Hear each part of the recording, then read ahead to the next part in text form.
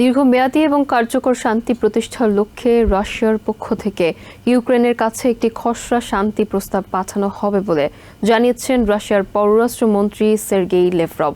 শুক্রবার দুই দেশের মধ্যে বন্দি বিনিময়ের প্রথম ধাপ সম্পন্ন হওয়ার প্রতিক্রিয়ায় একথা জানান তিনি। এদিকে দ্বিতীয় ধাপের বন্দি বিনিময় কার্যকর করতে মস্কো আশাবাদী বলে জানিয়েছেন দেশটির সহ প্রতিরক্ষা মন্ত্রী আলেকজান্ডার ফরমিন।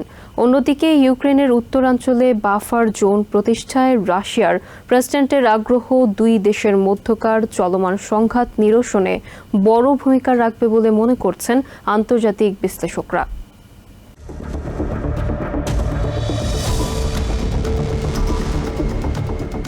ইউক্রেনে রাশিয়ার আগ্রাসন শুরুর পর প্রথমবারের মতো বড় পরিসরের বন্দি বিনিময় করেছে দেশ দুটি। এক সপ্তাহ আগে তুর্কির ইস্তাম্বুলে সরাসরি আলোচনার মাধ্যমে বন্দি বিনিময়ে সম্মত হয় কিয়েভ এবং মস্কো। ওই সমঝোতা চুক্তি অনুসারে ইউক্রেন ও রাশিয়া একে অপরকে ৩৯০ জন করে সেনা ও বেসামরিক নাগরিক হস্তান্তর করেছে। তুর্কির মধ্যস্থতায় উভয় পক্ষই ১,০০০ করে বন্দি বিনিময় করতে সম্মত হয়। প্রথম ধাপে ইউক্রেন বেলারুশ সীমান্তে ৩৯০ জন বন্দি দুই পারে অপেক্ষমান স্বজনদের সাথে মিলিত হন। কুর্স্ক অঞ্চল থেকে রাশিয়ার হাতে আটক ইউক্রেনের বাসিন্দা অলেকজান্ডার নেহির জানান, বন্দি বিনিময় চুক্তির মাধ্যমে দুই অংশই শান্তির পক্ষে অবস্থান নিয়েছে। তার মুক্তিতে পরিবারের স্বস্তি ফিরেছে বলে জানান স্ত্রী ইউলিয়া নেহির। এদিকে দীর্ঘমেয়াদী এবং কার্যকর শান্তি প্রতিষ্ঠার লক্ষ্যে কিয়েভের কাছে শান্তি চুক্তির একটি খসড়া প্রস্তাব হস্তান্তর করা হবে বলে জানিয়েছেন রাশিয়ার পররাষ্ট্রমন্ত্রী সের্গেই লেভরভ। প্রথম ধাপের বন্দি বিনিময় কার্যক্রম শেষ হওয়ার পর দ্বিতীয় ধাপের কাজ সম্পন্ন করতে মস্কোর প্রতিশ্রুতির কথাও জানান লেভরভ।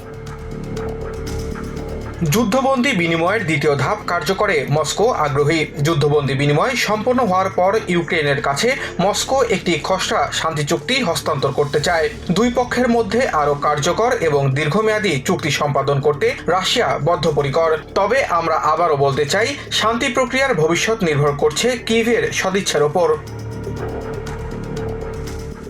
দুই দেশের মধ্যে প্রথম ধাপের বন্দি বিনিময়ে মধ্যস্থতাকারী দেশগুলোর প্রতি কৃতজ্ঞতা জানিয়ে দ্বিতীয় ধাপের বিনিময় কার্যকর করতে মস্কো আশাবাদী বলে জানান দেশটির সহ প্রতিরক্ষামন্ত্রী আলেকজান্ডার ফরমিন।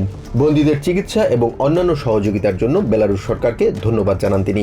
এদিকে রাষ্ট্রীয় টেলিভিশনে দেয়া বক্তব্যে বিশ্ববাজারে রাশিয়া নির্মিত অস্ত্রের যোগান বাড়াতে মস্কোর আগ্রহের কথা তুলে ধরেন দেশটির প্রেসিডেন্ট ভ্লাদিমির পুতিন।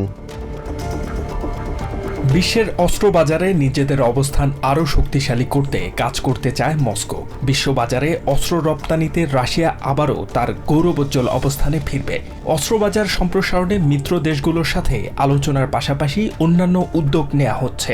আমরা চাই রাশিয়ার বন্ধুরা যেন নিজেদের নিরাপত্তা নিয়ে সংশয় না থাকেন। এদিকে ইউক্রেনের উত্তরাঞ্চলে বাফার জোন প্রতিষ্ঠায় রাশিয়ার প্রেসিডেন্টের আগ্রহ দুই দেশের মধ্যকার চলমান সংঘাত নিরসনে বড় ভূমিকা রাখবে বলে মনে করছেন আন্তর্জাতিক বিশ্লেষকরা। যদিও এ বিষয়ে ইউক্রেনের পক্ষ থেকে কিছুই জানানো হয়নি। নিরাপত্তা বিশ্লেষক মাইক মুলরয় জানান, বন্দি বিনিময়ের মাধ্যমে দুই দেশের মধ্যকার উত্তেজনা কিছুটা কমে এলেও দীর্ঘমেয়াদী শান্তি চুক্তি বিষয়ে রাশিয়ার অবস্থান জানা যায়নি।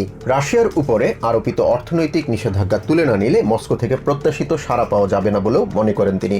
এদিকে কানাডায় অনুষ্ঠিত G7ভুক্ত দেশগুলোর অর্থমন্ত্রীদের সম্মেলনে রাশিয়ার সম্পদ জব্দ করতে নতুন নির্দেশনা দেয়া হয়। মস্কো দীর্ঘমেয়াদী শান্তি চুক্তিতে সম্মত না হলে আমেরিকা এবং ইউরোপের ব্যাংকগুলোতে রাশিয়ার জমাকৃত প্রায় $300 বিলিয়ন জব্দ করার কথা জানান 7 দেশের অর্থমন্ত্রীরা। জাহান মিথুন, TVN24 নিউজ ডেস্ক।